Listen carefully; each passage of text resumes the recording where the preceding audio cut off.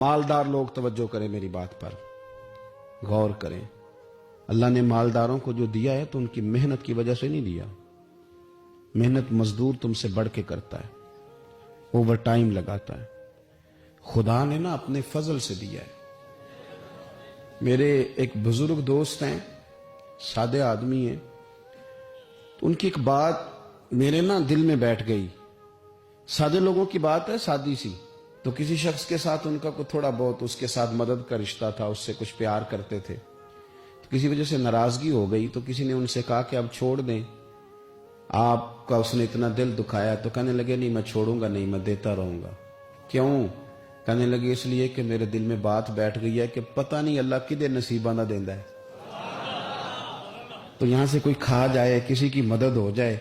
आपके यहां अगर मातहत कुछ लोग हैं, आपको किसी की मदद करनी पड़ती, तो अगर आपका ये ज़हन बन गया ना कि मैं साहब हूं और मैं इन्हें देता हूं और मेरी वजह से काम चलता है और मेरी तनख्वाह से चूल्हा जलता है, तो आपने बड़ी छोटी सोच पैदा कर ली है। अब कमजोर हो गए। अगर आपने ये सोच लिया ना कि मैं किसी को अपने ऑफिस से, अपनी मिल से निकाल दूंगा तो शायद उसे कहीं और नौकरी नहीं मिलेगी, तो आप छोटे आदमी। आपने कमजोर सोच रखी।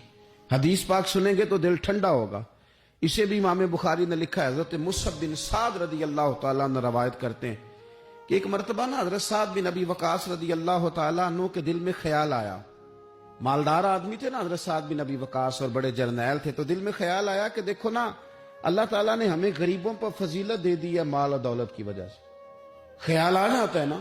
हजरत मुसअब बिन साद रदी अल्लाह तआला अन्हु फरमाते हैं उनके दिल में ख्याल आया, दिल में ख्याल आया कि देखो अल्लाह ने फिर हमें फजीलत वाला बनाया, तो इसीलिए अल्लाह ने हमें पैसे दिए ना। अल्लाह ने हमें कुछ बनाया है तो फिर ही अल्लाह ने दौलत ज्यादा दी है ना। तो फरमाते हैं नबी करीम सल्लल्लाहु ताला अलैहि वसल्लम ने उनसे फरमाया, याद रखो तुम्हें ना तुम्हारे कमजोर और गरीब लोगों के वसीले की वजह से रोजी दी जाती है।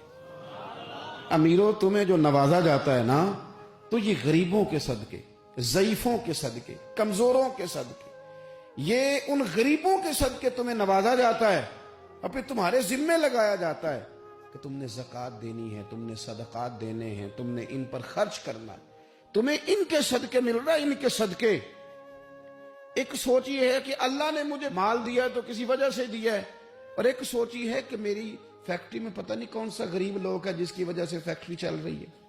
एक सोच ये है कि पता नहीं मेरे ऑफिस में कौन सा ऐसा शख्स है जिसकी वजह से निजाम चल रहा है। और एक सोच ये है कि मैं जागीरदार हूं, तो पता नहीं कौन सा किसान है जो मेरे पास काम करता है, तो उसकी वजह से अल्लाह मुझे भी रोजी देता है।